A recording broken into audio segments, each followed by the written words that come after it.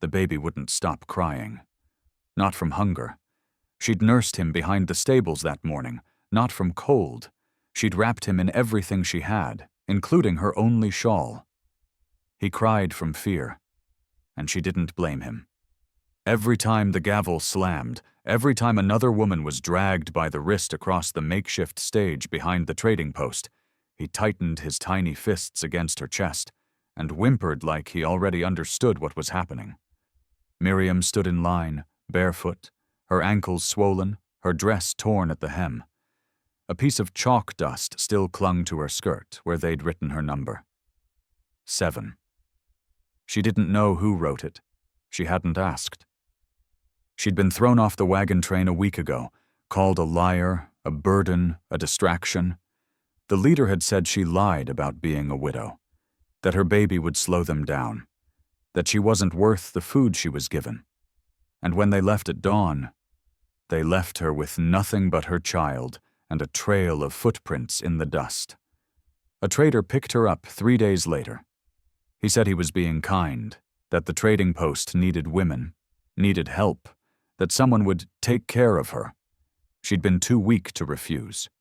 Now she stood among 8 women, most younger than her, some older, all silent. Some had bruises, some had given up blinking. The man with the gavel barked prices like they were grain sacks. She can cook, $20. This one has strong arms, $15. When he got to her, he paused. Fresh, just arrived. Has a baby but good hips. Probably birth in stock.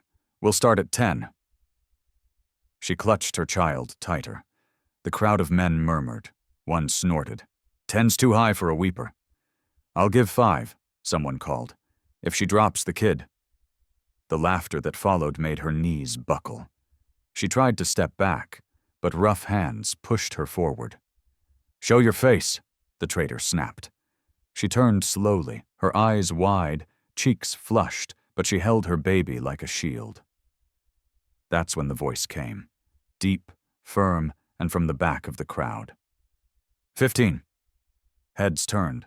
A man stepped forward from the shadows of the post's far wall, tall, motionless, dressed in buckskin and beadwork, his hair tied back, his eyes unreadable. I'll take her, he said. With the child. The crowd went silent. The trader scoffed. You ain't got coin. The man reached into his pouch and tossed down a silver pendant, carved with tribal symbols. That's more than your price, he said. And she's not property. She walks with me. Because I said so. Miriam didn't know his name. But in that moment she clung to his words like a prayer. They didn't stop walking until the trading post had disappeared into the dust, and the noise behind them faded into silence. Miriam's arms ached from holding her baby so tightly, but she didn't dare loosen her grip. Not until the stranger beside her finally paused at a bend in the trail. He hadn't spoken since the moment he claimed her, and she hadn't asked him to. Not yet. The way he moved, deliberate, grounded, made her feel oddly safe, though nothing about him was familiar. He'd handed the trader a pendant, nodded once as if sealing a sacred pact, and then simply walked. And she, with nowhere else to go, followed. Now, as they stopped by a creek tucked between 2 birch trees, she studied him. His face was sun-worn and calm, unreadable. His eyes didn't dart, they observed. There was a stillness to him that unnerved her and steadied her in equal measure. He turned to her and gestured to the stream. You and the child, he said softly. Drink. Rest. She hesitated. Why are you helping me? He met her eyes, and though his voice was low, it didn't tremble. Because you looked at them like a human, not an animal, and because the child did not cry when I spoke. She glanced down.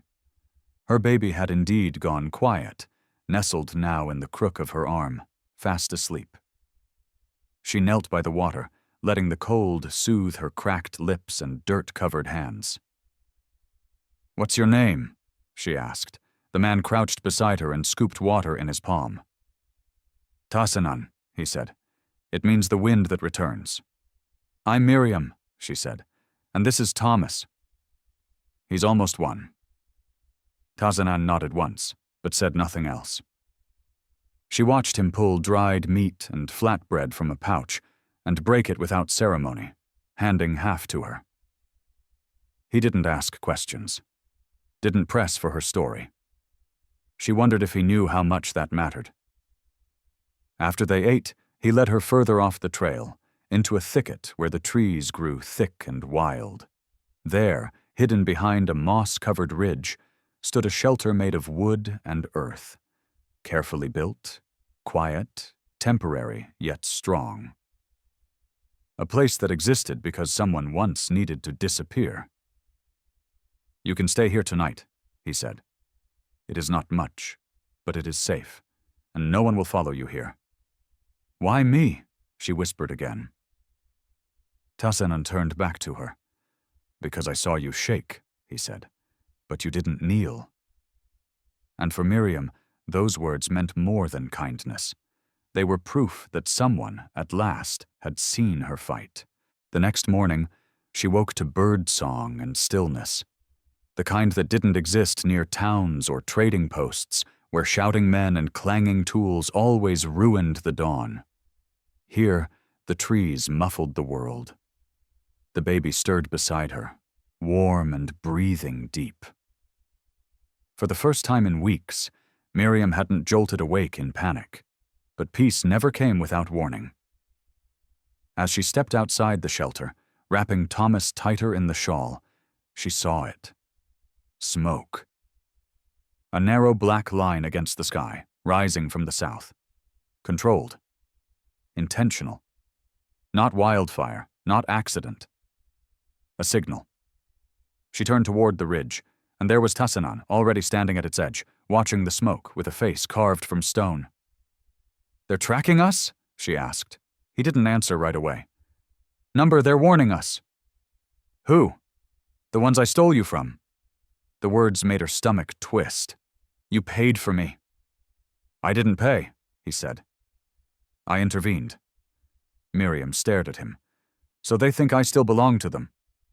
Tazanan turned his gaze to her, sharp and direct. "You never did. That's why they'll come." She held Thomas tighter. "Will they find us?" He looked toward the smoke again. "They'll try." That afternoon, he began reinforcing the shelter, packing thicker brush at the entrance, showing her how to scatter footprints, how to tuck her child's clothes into the crevices of trees to spread the scent. "You've done this before," she said. "Helped someone run." "No," he replied. "I've been the one running." The confession hung in the air between them like a secret neither of them had meant to reveal. "Then why stop now? Why risk it for me?" He didn't pause his work. Because if no one ever stops for someone else, the world ends in silence. She watched him move, the way he handled every piece of wood, like it had weight beyond its form. The way he never flinched when she looked at him full in the face. That night, she couldn't sleep. Not because of fear, but because of questions. Who was he before the wilderness? What had he lost? And why did he see her not as broken but as standing, barefoot, bruised and still standing? She rose from the bed of moss he'd made for her and stood outside, looking at the stars. Somewhere men with fire were preparing to claim her again. But not without a fight. Not this time. Behind her, Tazanan whispered into the dark, as if speaking to ancestors. "She's not running anymore. They'll have to chase both of us." They came at dusk. 2 riders. One wore the dusty coat of a trader, the other a blue uniform with silver trim dulled by age and grime. They didn't speak when they arrived, just tethered their horses loosely to a tree near the river bend and stood in the clearing like they were waiting to be invited in. Miriam saw them from the edge of the shelter and felt her legs freeze. Thomas whimpered in her arms, sensing the shift in her breath. Tazanan didn't hesitate. He stepped out between her and the men, quiet but unmistakably firm. "You've found the wrong trail," he said. The trader squinted at him. "No trail's wrong when it leads to what's missing." "She's not missing. She's here. Free." The man in uniform laughed, short and bitter. "Women don't get to decide that out here. She was taken from property, witnessed, documented. Her mark's still on the roster." Miriam stepped forward slowly. "I didn't sign anything." The trader smirked. "Didn't have to. You climbed in his wagon. That was enough." She clenched her jaw. "He hit me, starved me, kept me locked in a barn. And you're here to bring me back to that?" The soldier shrugged. "We don't deal in feelings. We deal in claims." "And what's the baby?" she snapped. "A bonus?" The silence that followed said enough. Tassanon moved between them again. "You'll turn around now." "Or what?" the trader said. "You'll shoot?" Tassanon didn't move. "I won't need to. The land here remembers its own. And it will swallow." The soldier stepped back, unsettled, but the trader wasn't finished. "She has a name," he said. "Miriam J. Walton, abandoned wife of a man who paid good coin to replace her. Her name's on the claim sheet and the church list. She's been passed down like a brand." Miriam felt her knees buckle at the name. Hers, but not hers. A name tied to a man who hadn't touched her since their wedding day, who'd disappeared into drink and debt and deals made in back rooms. "That name is dead," she said. "I buried it in the dirt behind the trading post." "Names don't die," the trader hissed. "They get recorded." She stepped beside Tassanon now. "Then record this. I'm not for sale. I'm not for return. And if you step 1 foot closer, I'll make sure the next name written down is yours, in stone." The trader stared at her, like he couldn't quite understand how the girl with a baby had become the voice that cracked the air. The soldier, after a pause, mounted his horse. "She's not coming," he said quietly. "Let's go." And just like that, they vanished. But the name she gave herself stayed. The fire had burned low, casting long shadows across the shelter floor when she pulled the box from beneath the old cedar plank. Tassanon had gone to hunt, promising to return before nightfall, and Thomas was fast asleep, curled in his blanket with one hand clutched around her braid. She waited until the wind outside dulled and the forest hushed. Then she opened it. Inside, wrapped in a torn piece of linen, was the last thing she had taken from her husband's cabin before she ran. Her wedding ring. Simple gold, no inscription, slightly warped from when she'd thrown it against the fireplace after he hit her for the first time. She hadn't meant to keep it. But when the moment came to flee, she grabbed it on instinct, like some small proof that what happened to her had once worn the mask of love. Now, in the shelter of a stranger's land, under the roof of someone who had never once demanded her name, she turned it over in her fingers and thought about everything it had once meant. Ownership, silence, obedience. That ring had been placed on her finger in front of a preacher and an audience of strangers, and no one, not even herself, had asked if she wanted it. A few feet away, the new ledger Tassanon had given her lay open. Only 2 things filled its first page. Miriam, mother of Thomas. Nothing more. No man's name, no place of origin, no price. And somehow that was the first time her name had felt like hers. She stood and walked to the fire pit outside, fingers tightening around the gold band. The night was quiet. Just the rustling of wind through pine needles and the soft hush of unseen animals. She placed the ring on a flat stone and stared at it. "You were supposed to mean forever," she whispered. "But forever should never feel like a cage." Then, without flinching, she picked it up and dropped it into the coals. The metal hissed, then dulled, then disappeared beneath ash. When she turned, Tassanon stood near the edge of the trees, a rabbit slung over one shoulder, eyes unreadable. He didn't ask what she'd burned. She didn't offer. But as they sat beside the fire later, sharing food and silence, she felt lighter. Not free, not yet, but no longer bound.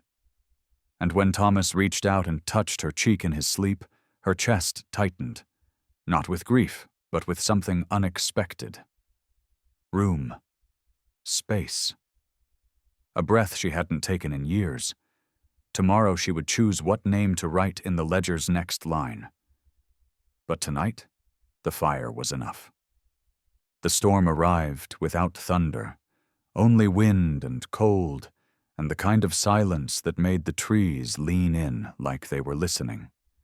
Miriam sat by the fire, combing her fingers gently through Thomas's hair as he slept.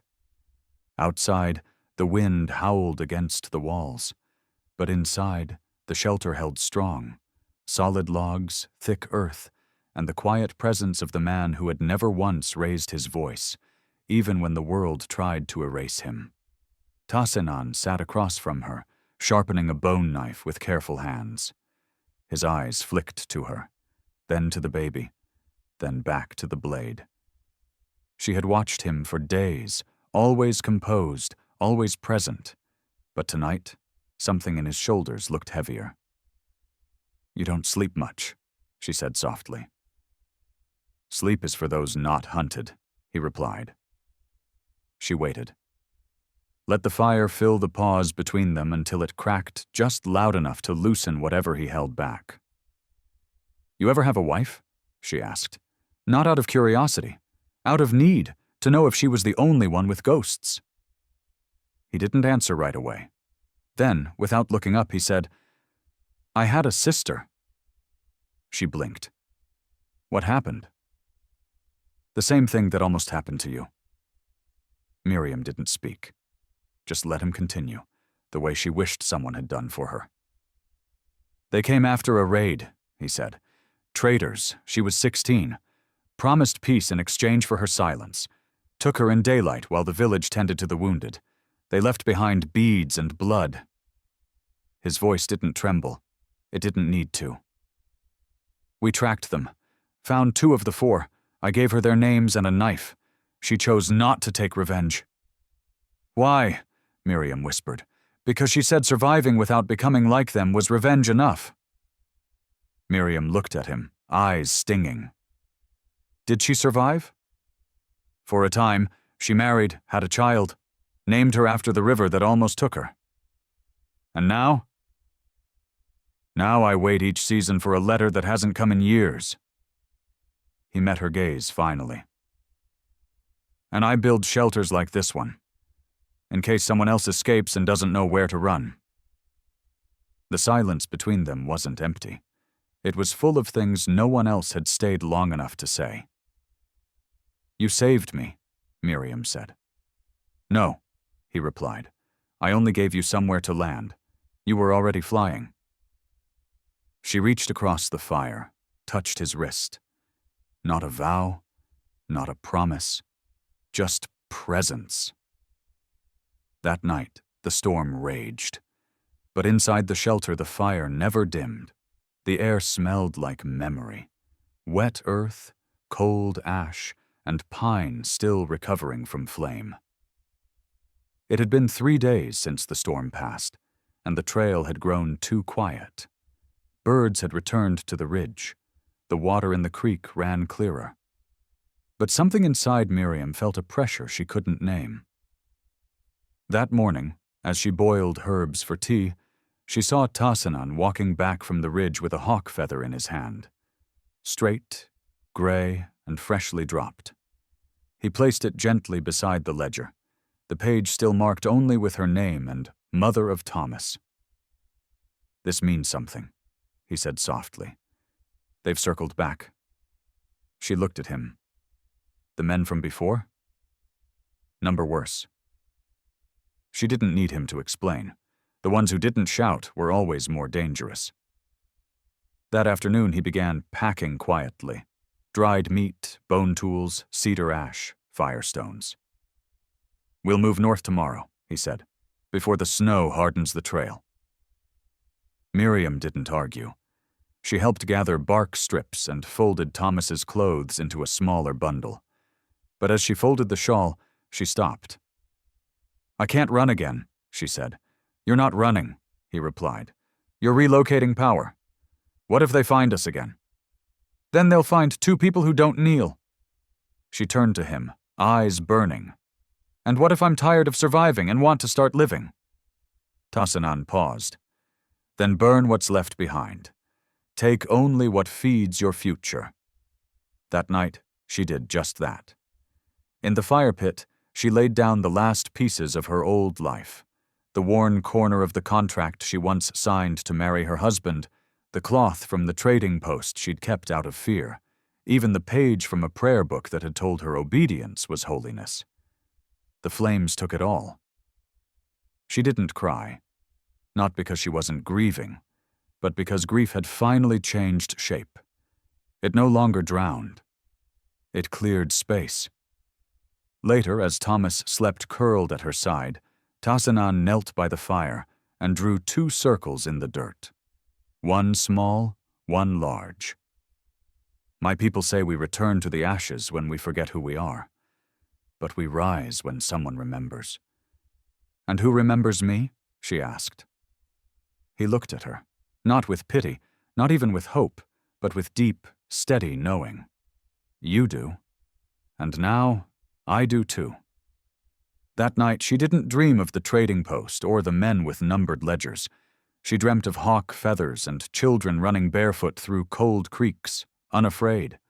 She dreamt of fire, not to destroy, but to begin again. They caught up to her just after dawn. Not the trader or the uniformed officer. Those men had lost their nerve. These were different. 2 younger men, hardened by cold travel and cruel promises, hired not to return her gently, but to return her quickly. They didn't speak when they found the shelter. Didn't knock. They surrounded it like wolves testing a fence, knives tucked under coats, boots muddy from the shortcut through the eastern gulch. Miriam felt them before she saw them. She was grinding roots for tea when the baby stirred, uneasy. Then came the crunch of footfall, slow and deliberate, outside the wall. Tassanan was gone, fetching water from the far spring. She had minutes, maybe less. She didn't panic. She moved. She placed Thomas in the hollow between the floor beams and tucked moss around him. Then she took the hunting blade Tassanan had left by the fire and stepped outside. The first man was already at the corner of the shelter, his hand on the edge like he owned it. His eyes widened when he saw her standing tall. "We're here for what doesn't belong to you," he said. "You can make this easy." "She doesn't belong to anyone," Miriam replied. "You're looking at her." The second man circled around, trying to flank her. "This land doesn't give you a choice." "Neither did the last man who raised his voice at me," she said. "He doesn't speak anymore." They laughed, but it was uneasy. She saw it in their posture. They weren't expecting resistance. They were expecting surrender. She lifted the blade. "You take one step closer. I don't care what your orders are. I will end the part of your story that includes me." The first man sneered. "You're just a woman." "No," she said. "I'm a woman with no master. That makes me more dangerous than you'll ever be." Behind them, the air shifted. Hooves cracked against frozen dirt. Then silence. Tassanan had returned. He said nothing. Just rode his horse into the clearing with a bow in hand and an arrow already nocked. The riders froze. "We can come back," one whispered, "with more men." "Then bring twice as many," Tassanan said. "You'll still ride away smaller than you came." The men turned, fled, fast. Miriam didn't move until the sound of them vanished. Then she turned to the door, knelt, and lifted Thomas into her arms. "Did you see that?" she whispered. "Mama's done hiding." And as she held her son close, she knew this. Not every woman born into silence stays quiet. Some become thunder, and some, like her, become the storm that drives silence out. The snow came late that year, but when it did, it came with weight. Thick drifts across the trails, muffling the trees, sealing the ridge like a wall of white. The world slowed. For the first time in months, no footsteps followed them. No riders appeared on the horizon. No smoke rose in warning. And yet, inside the shelter, something changed, not in fear, but in breath. Miriam moved differently now, not cautiously but deliberately. She began stitching moccasins from elk hide Tatsanan had left by the hearth. She organized dried roots by use, not just type. And one morning, she added a second name to the ledger, Thomas Elijah. It wasn't about paternity, it was about belonging. That afternoon, Tatsanan returned from the woods with a hare and 2 hawk feathers. He set them down beside her and simply said, "We won." "How do you know?" she asked. "Because they've stopped chasing what no longer fears them." She smiled. "That doesn't mean they've stopped watching." "Let them," he said. "This time they'll see something whole." The wind howled outside, but it didn't shake the walls. They sat by the fire, and she finally asked him the question that had waited beneath every silence between them. "What do you want from me?" He looked up slowly. "Nothing." "Not even thanks?" "Thanks are temporary." "Then what?" He hesitated. Not from doubt, but from care. Then he said, "A treaty." "A treaty?" she echoed. "Between 2 people who don't belong to each other, but choose to build something that does." She stared at him. "You're asking to stay, without claiming I'm asking to remain where I'm not owed," he said, "but where I'm needed." It wasn't romance in the way people told stories. It wasn't breathless or burning. It was firelight. It was warmth after too many winters. It was the understanding between 2 people who had been broken by men with rules and found peace in a silence that asked nothing in return. She reached into the ledger, flipped to the back, and wrote one final line for the night. "This home has no master, only witnesses." She slid the book to him. He read it, nodded, and added beneath it, "Then I will witness it until my last breath." That night, Thomas didn't cry once. The wind passed over the roof like a blessing, and the fire never dipped. Some stories are sealed in blood, others in paper, but theirs was written in quiet and agreed upon without a single demand. Thomas asked about it for the first time when he was 6. He stood beside the ledger one evening, his tiny finger tracing the faded ink across the first page where his mother's name sat alone, strong. "Mama," he said, "why doesn't it say who bought you?" Miriam paused, her hands deep in flour, the fire cracking gently behind her. She didn't flinch. She didn't hide. She wiped her hands, knelt beside him, and said, "Because no one ever did. But the man who brought you here." He raised his hand. "Yes," she said, "but not to own me, to stop them from taking me." "Why?" he asked. She smiled, brushing a curl from his forehead. "Because he'd seen too many people treated like things, and he knew I wasn't one." That night, as the snow fell against the glass and the fire danced with soft shadows, Thomas asked her to tell the story again. So she did. Just like every year. She told him about the trading post, about the number 7 written in chalk, about how they laughed when she held her baby, and how the crowd turned quiet when a Lakota warrior stepped out from the back and said, "I'll take her, with the child." She told him how she didn't know the man's name at first, but she trusted the silence in his eyes more than the shouting in their mouths. How he never asked for obedience, only if she wanted water. How he taught her that surviving didn't mean silence. It meant speaking when your voice shook, and standing when your knees begged you to fall. Thomas listened, wide-eyed, not out of fear, but reverence. "Where is he now?" he asked softly. Miriam looked at the fire. He left when you were still small. Said he had others to guide. Said we had already found our path. Will he ever come back? She thought about the hawk feathers that still hung above the doorway, the river stone he had left near Thomas's cradle, the small note in the ledger, still pressed beneath her name. She walked alone until she didn't. He never really left, she whispered. He just walks a wider trail now.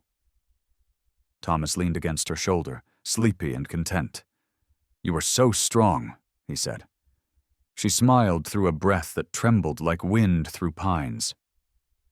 No, baby. I was scared. But I learned how to be free, and no one gets to unwrite that. Outside, the snow kept falling. Inside, the story stayed lit, like a fire that refused to go out, no matter who tried to smother it.